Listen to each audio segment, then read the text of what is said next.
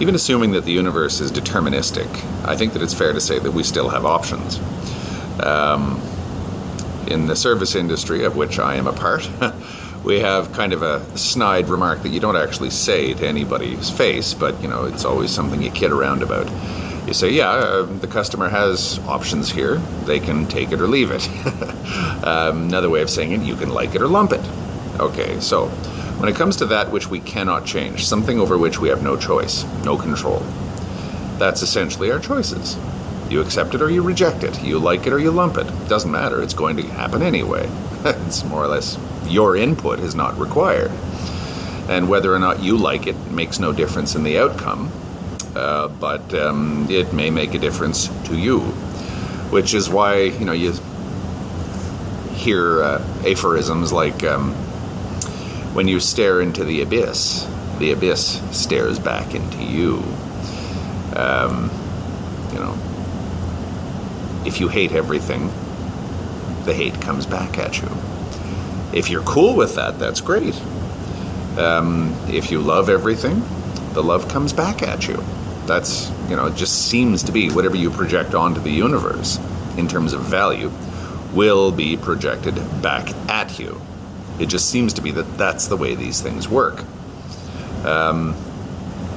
That one aphorism, when you fight monsters, beware of becoming a monster, because when you stare into the abyss stares back into you, contains enough in it, if you ask me, for a lifetime of rumination. But I'm talking about, say, in terms of fate. Fate is what it is. It's that which is beyond our control. Doesn't matter what the details are or what specifically it is. It's just whatever is beyond your control. You have three, I guess, ways of reacting to that.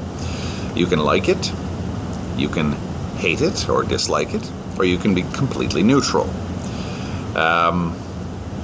The disliking of one's fate, I guess, is kind of almost a Christian idea, if you ask me. Loving one's fate is arguably the same. It's just two sides of the same coin, right?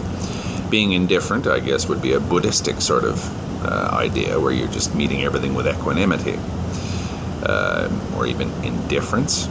I wonder. Arguably, the Buddha was, in a way, preaching indifference, but in another way he wasn't. So, even in a purely hard, deterministic universe, I have the option of at least loving or hating or being indifferent to that which I cannot change. That is within my control. It's certainly not easy. Especially, say, if you have a fate that most people would consider wonderful, but you hate it anyway. That, I think, drives a lot of people crazy. It's that old first world problems thing, eh? Where whatever problems people have who, have enough to eat, are well clothed and have a good future, they don't deserve to complain about any of their problems. Therefore, you're invalidated. Your suffering is invalidated. First world problem wise.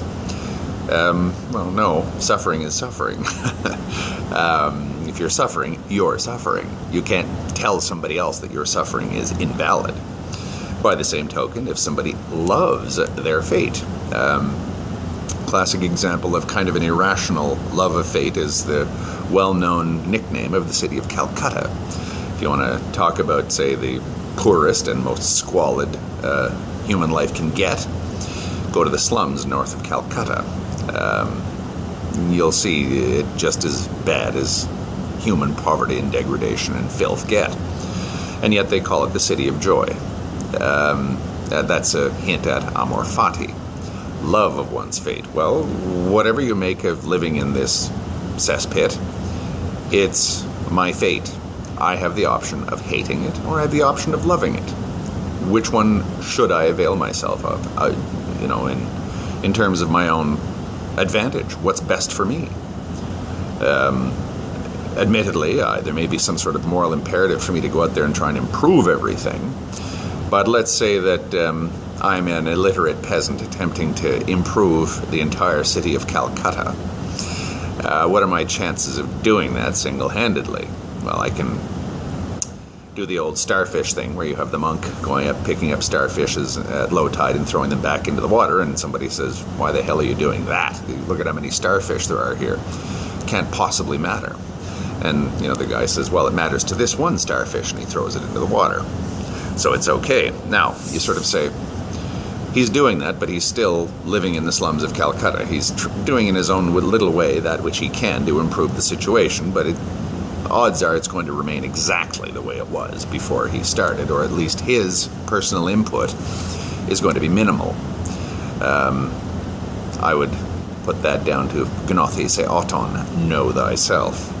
Know that you are a man and not a god, and you cannot change the problems of the entire universe. You can do what you can, but you have to accept your limitations. Fate. So, okay, you do what you can as a peasant, as a very poor person with very little influence in the world to make the world a better place. It doesn't get noticeably better, no matter what your efforts are, because perhaps you don't have the wherewithal to completely transform the situation in Calcutta. So you love the city anyway. You love the situation that you're in anyway. You love your fate anyway. You can work to improve the world at the same time as you understand that you're making almost no difference, and you love your fate to live in that world. You would sort of say, okay, that's a little bit irrational, because you know that you're living in a dump, therefore you want to improve it. You know that your footprint in terms of improving everything is going to be minimal, and yet you love the situation anyway. Okay, you can say, well, that's crazy. Fair enough, maybe. But it's no crazier than railing against that which is equally unchangeable and hating it and never accepting it. Would you consider it sane to refuse to accept that which is absolutely inevitable?